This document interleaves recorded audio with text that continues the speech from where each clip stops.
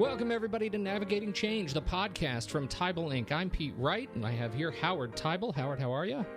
I'm very well, Pete. Great to hear your voice. So you had an exciting week, didn't you? Oh, I had a fantastic week. I actually I spent some time down south in the rough neighborhood of our esteemed guest today, Greg Lovins, Vice Chancellor for Business Affairs at Appalachian State University. How are things in North Carolina today, Greg? Well, we're doing great, Pete. Thank you so much. And Howard, it's good talking with you again. Absolutely. Okay, so Pete, so you were in North Carolina, or you were somewhere near North Carolina? Well, I went ahead and I was down there shooting, photographing the blues tour down in the Mississippi Delta, but I was in a van full of, let's see, is it North Carolinians? That's correct. There we go. See, I'm practically a native. Yeah, you're there. I'm so excited that you are able to join us today, Greg. We're talking here about giving a little preview of a conversation you and Howard are going to be hosting at the SACUBO conference coming up in San Antonio, Texas, April 13th through 15th, just next week. I cannot believe it. Your talk is on April 13th, and the title of that talk, Communicating Financial Information Effectively. Now, one of the things that Howard and I, this is a topic we talk about often on this show. It's this idea of strategic communication and the importance of strategic communication. And you said something before we started rolling that really got me thinking. Your words, communication is not always easy for business officers to do. I wonder if you could reflect a little bit on that for us, just to get the conversation rolling. Why is communication not easy for business officers, and why is it so important enough that you are having a conversation at SACUBO on it? Well, maybe the stereotype for business officers is that we sit behind the desk, we work on the computer a lot, we're working with numbers, and we're very analytical, and so we have that analytical side. But then we have to be able to communicate that all that analytical work that we do, we need to be able to break that down for our customers. Whether our boards of trustees, any other customer that we have on campus, faculty, students, staff, and vendors at times. And so we need to be able to communicate that financial information that sometimes can get really technical, particularly when you're talking about matters that involve systems, or just talking, the technical accounting talk or budgeting talk, construction talk. Business officers are responsible for a lot of different things. And so breaking that down in terms that a non-financial person can really grasp is in an easy way is real important, but it's not always easy for us. And so that's why I think this session hopefully will provide some good tips for our colleagues to be able to do that. Howard, talk to me a little bit about why your perspective on this idea of strategic communication and the role of the business officer in driving clear communication across the institution. Well, I see it primarily, Pete, as a question about influence.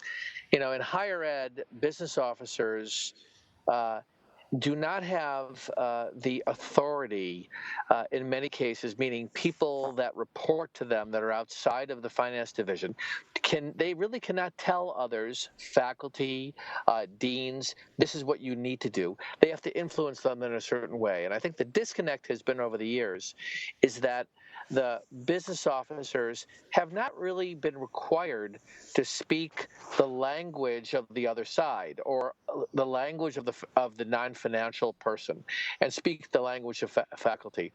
I had a session recently where a liaison between the finance and the faculty got up in the session. She said, the number one thing you could do is just put it in our terms, take it out of the business jargon, and then we will be able to collaborate and work with you more effectively. And I think that's at the heart of this, is how do you engage the other side, or the side that doesn't live in your world every day, and find a way to get them engaged in the problems you're trying to have them be part of, so you're not working in isolation.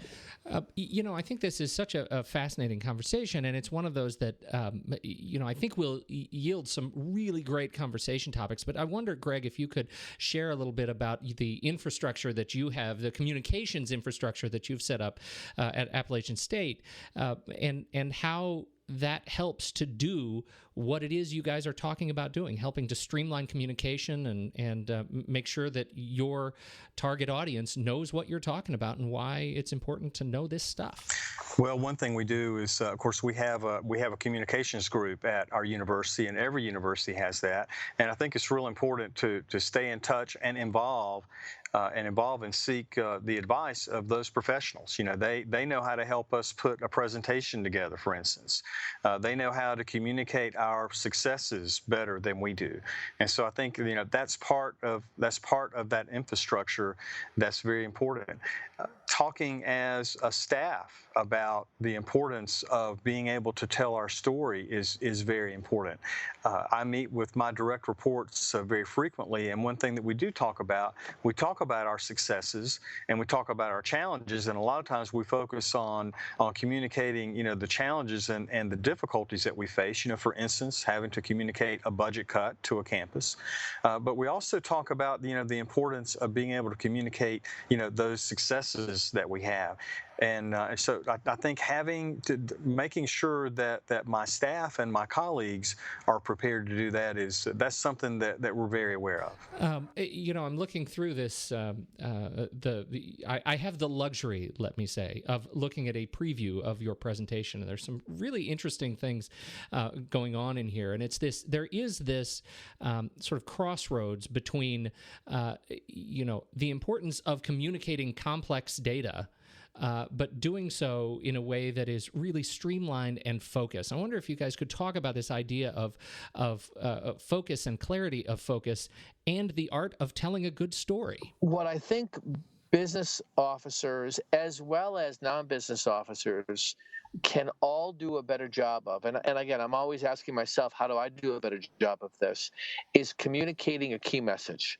And the key message should drive ultimately a set of outcomes you want people to take away from a communication message. And then there's some topics. And so there's an idea that I've been teaching for years now, is you really have to reverse the thinking.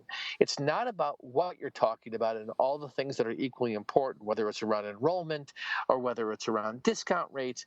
There's so much information to communicate, but you got to start with, when people walk away from, whether it's the board or my cabinet or faculty, what do I want them to take away?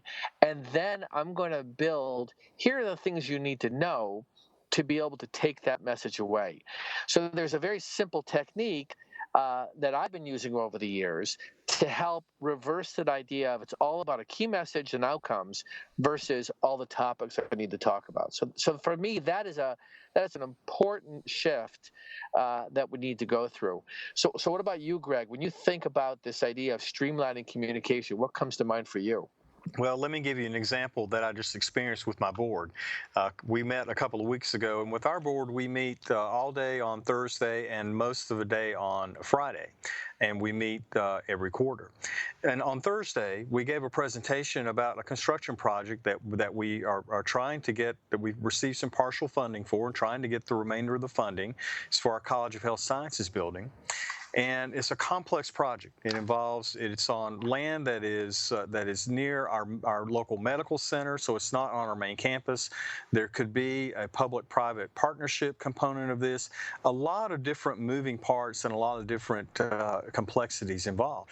And so we were updating our board on this very complex project, and we provided in our presentation a little bit too much information, and you could feel it as the presentation was going on. And then afterwards, I had the chair of my committee came to me and said, you guys went a little bit too long with that presentation, and it needed to be a little more concise. And he was absolutely right. And so the next day, we had to give an update on another complex subject. And the night before, we went through and we abbreviated it. thinking, Howard, I love what you just said about, kind of, in essence, you're starting with the end result and working backwards. And, what do you want your audience to take away? And so we went back, we edited that presentation for the next day, we cut it shorter, and he came back, the same trustee came back and said, that's exactly what I need. So I think, you've got to be willing to learn from your mistakes, but you've got to be willing to try to be but you've got to try to find that balance to make sure that they're fully informed and you're being transparent with them. I think the fundamental reason why it's difficult is because a key message, if you think about the three areas, key messages, outcomes, and topics, the most obvious thing to talk about is the topics. The less obvious thing to talk about is what are we trying to produce. And the even greatest, I would call it ambiguous area, is what is my key message? If you ask anybody that, I think that what we do by default is we work towards saying, let's communicate our topics, and hopefully we'll get to a key message. And my key message is you have to start with that very ambiguous question, what is my key message? And then have the rest build. And what that does, inevitably, is it takes 40, 50 PowerPoint slides into, here are the top 10 things I need to share with you. So it is a fundamental shift, and it's the willingness to start with a greater level of ambiguity. When you gentlemen are speaking to SACUBO, do you have some thoughts on an approach around both the presentation of the message and sort of, I guess, the skill or the arc that you present the message to these different constituencies?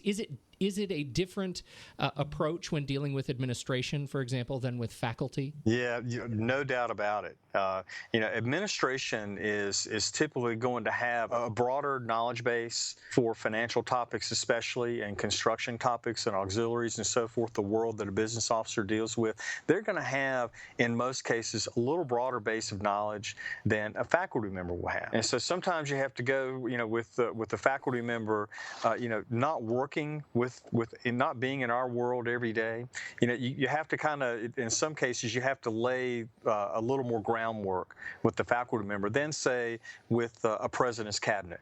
But they're going to be pretty well versed on most of our topics. I get the feeling there's this sense of reasonable expectations of understanding that you're dealing with there. Howard, what's your sense of working with as many leadership teams as you do? What's your sense of their expectation when they are communicated with in these complex topics? That's actually the place you start. Your key message needs to speak directly to the audience you're dealing with. A board perspective is much more 30,000 feet. They do not care about the weeds. They shouldn't be in the weeds. Faculty come from a perspective that is related to the mission that they are serving directly with their students and teaching. So you've got to find a way, from an expectation standpoint, communicate to them in your key message, this is why this is important to you, or this is why this should be important to you, versus trying to convince them that what you have is important.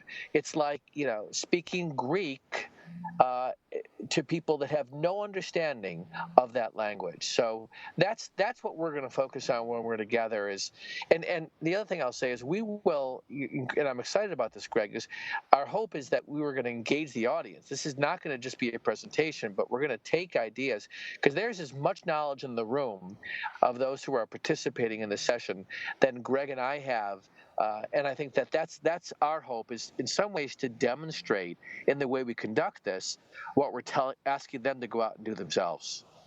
Yeah, I hope our colleagues, are going to be very willing to share some of their best practices and experiences that work for them. And if they don't, we've got their name tags, so we can call on them. That's right. Hey, I'll know a few of them anyway, so that'll work, right? All right, so the gauntlet has been thrown here. You are, if you're listening to this and you'll be in attendance, get ready to be called out. It sounds like it is going to be a fantastic conversation. Encourage everybody to check it out. It is on April 13th. Has a time been set for this one yet, or we just encourage people to check out the SACUBO website at sacubo.org for the 2014 annual meeting? I think it's at 12:30 on the 13th. Excellent. 12:30 on the 13th at SACUBO in San Antonio. Marriott River Center. Any final comments? Do you think we've covered everything? I'm gonna be concise by not saying anything else. Me too. You guys are true gentlemen. I thank you, everybody, for joining us. Make sure you check out. You can check out the website. Subscribe to this show in iTunes for free. Make sure you don't miss a single episode, and keep up with all of these fantastic presentations that we're doing all over with such fantastic experts in the field as Greg Lovins. Greg, thank you so much for joining us. And thank you for inviting me. Howard, it's always good to hear your voice. Every Same time. here, Pete. Yep. All right, thanks, everybody. Until next week, we'll catch you on another episode of Navigating Change, the podcast from Teibel Inc.